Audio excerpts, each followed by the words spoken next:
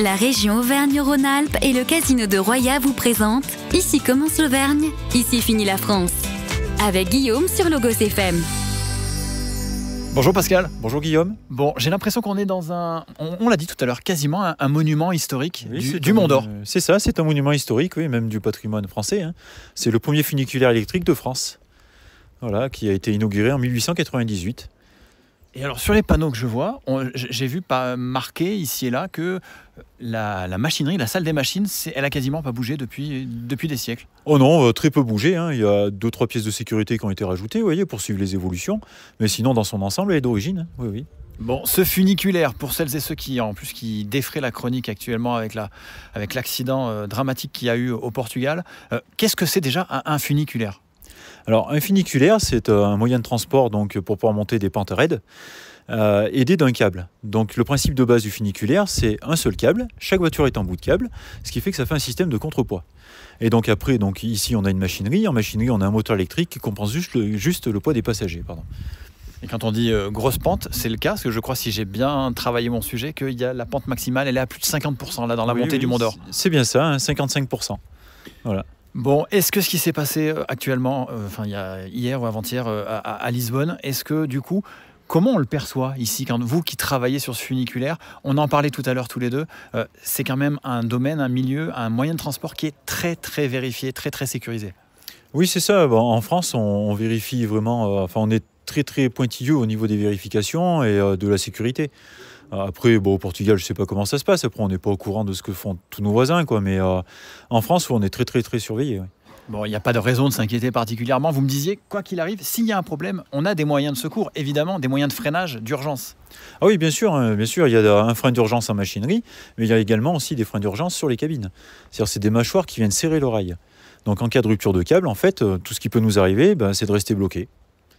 Voilà, tout simplement. Ça vient enserrer le rail, c'est ça, par sécurité, et pas forcément avec l'action humaine, c'est automatique quasiment. Ah oui, c'est ça, oui, c'est mécanique. C'est-à-dire que la tension du câble tient les mâchoires de frein ouvertes. Si jamais le câble vient à rompre, ça embraye les mâchoires sur les essieux de roue.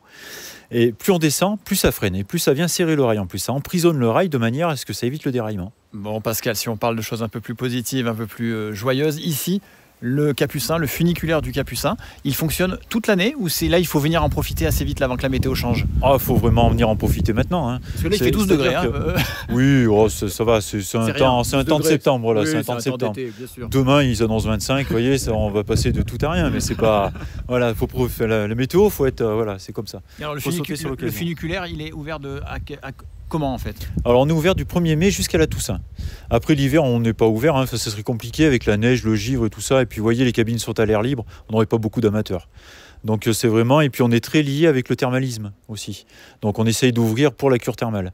C'est-à-dire que le funiculaire, il faut savoir qu'il a été créé justement pour le thermalisme. Ça a été le premier aussi funiculaire de France à but touristique. C'est-à-dire pour aider les curistes à monter, à grimper, parce qu'on est haut là. Oui, on est haut. Et puis, si vous voulez, déjà à l'époque, ils avaient déjà aménagé le salon du Capucin en salon thé-restaurant. C'était une ancienne ferme d'alpage. Sauf qu'avant, ils montaient à dos d'âne. Et vu qu'ils montaient la haute bourgeoisie française de l'époque, à la belle époque, c'était très sélect. Et il y a eu 2-3 incidents où ces dames qui montaient en Amazon s'étaient retrouvées les cas de fer en l'air. Donc ils ont eu l'idée pour pouvoir conserver cette clientèle très aisée, de créer le funiculaire. Voilà. Et donc ça permet aux curistes encore actuellement de venir, qui ont des problèmes, des problèmes respiratoires, de venir s'aérer au salon du Capucin. En tout cas, visuellement, il est quasiment dans son jus. On a l'impression de faire un saut dans le temps quand on est là. Ah oui, mais c'est le but, justement. Et c'est ce qui est bien. Le fait qu'il soit classé au monument historique fait que si on le rénove, toute rénovation qui est faite, en fait, doit être faite à l'origine. Donc voilà, on a vraiment l'impression d'être à la belle époque. Et belle époque, il faut venir en profiter.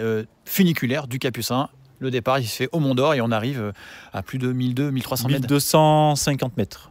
Et à bientôt Pascal alors. Merci, je vous en prie. À bientôt aussi. Voilà, et quant à moi, je vous souhaite évidemment une très très belle journée en nature, pourquoi pas, à l'écoute de Logos FM bien sûr.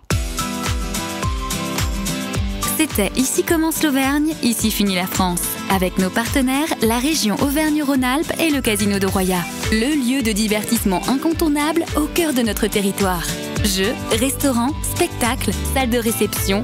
Avec le casino de Roya, donnez une chance à l'imprévu. Jouer avec excès comporte des risques. Appelez le 09 74 75 13 13. Appel non surtaxé.